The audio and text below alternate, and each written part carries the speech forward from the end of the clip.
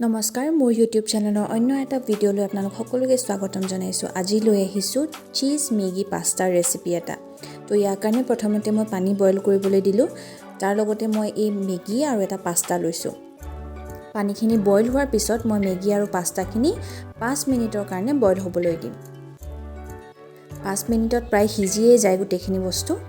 তাৰ লগে লগে মই কেৰাহী এখন গৰম কৰি তাত ৰিফাইন তেল দিছোঁ। খুব কম সামগ্ৰীৰে মই এই চীজ মেগী পাস্তাটো বনাম।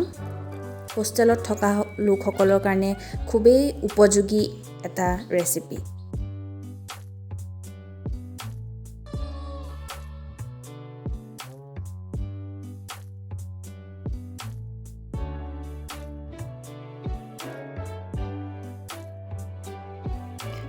তেলখিনি গৰম হোৱাৰ লগে লগে মই ইয়াতে পিঁয়াজ এটা কাটি দিছোঁ।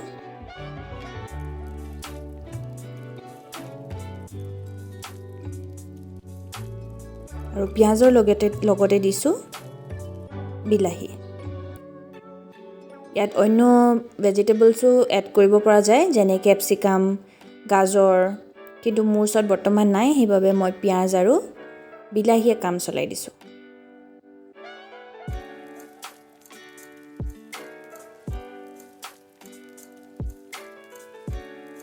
পিঁয়াজ আৰু বিলাহীখিনি অলপ সিজাৰ পাছতে মই ইয়াতে অলপমান জালুকৰ গুড়ি দিছোঁ। লগতে পাস্তাৰ যোনটো মছলা পেকেট সেইখিনি দিছোঁ, লগতে মেগী মছলাটো দি দিছোঁ। ইয়াৰ বাহিৰে অন্য একো মছলা মই ইয়াতে নিদিওঁ। গোটেইখিনি অলপ মিক্স কৰি দিছোঁ। এইটো চাব লাগিব যাতে মছলাখিনি জ্বলি নাযায়, সেইকাৰণে মই ইয়াতে পানী অলপমান দি পেলাই এইখিনি অকণমান ভাজি লৈছোঁ। খুব কম সময়তে হোৱা এটা ৰেচিপি। এইখিনি ভাজি পেলাই মই পৰিমাণ অনুসৰি পানী আৰু অলপ দি দিছোঁ। এতিয়া গোটেইখিনি মিহলাই ল'ম। এইখিনি মিহলাই লোৱাৰ পিছত মই বইল কৰি ৰখা মেগী আৰু পাস্তাখিনি ইয়াতে দি দিম।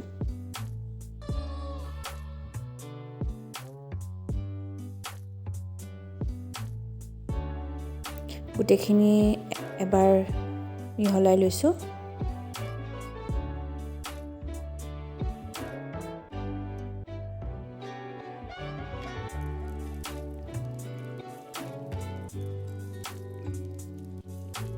আপোনালোকে এবাৰ ট্ৰাই কৰি চাবচোন, খুব বেছিয়ে টেষ্টি লাগিলে খাই।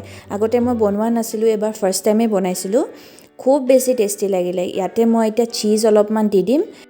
যিহেতু চীজ মেগী পাস্তা বনাইছোঁ, চীজটোতো লাগিবই। সেয়া মই 1 স্লাইচ চীজ দি দিছিলোঁ। ফ্ৰিজত নথকাৰ বাবে মোৰ চীজ স্লাইচটো স্লাইচ হৈ নাথাকিলে, সেইবাবে এনেকৈয়ে দিবলগীয়া হ'ল।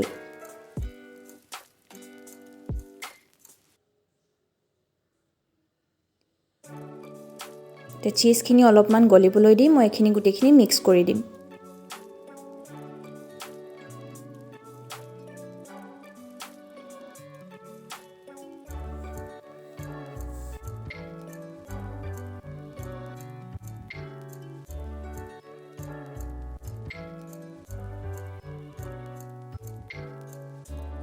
এয়া আমাৰ cheese Maggi pasta almost ready হৈ গ'ল। এতিয়া খাবহে লাগে আৰু। লগতে মই অলপমান নিমখ দি দিছিলোঁ।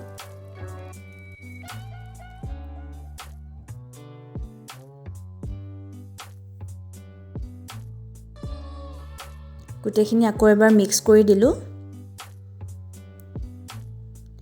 এয়া মোৰ চীজ মেগী পাস্তা ৰেডি। আশা কৰোঁ আপোনালোকে ভিডিঅ'টো চাই ভাল পালে আৰু ট্ৰাই কৰিব। Thank U.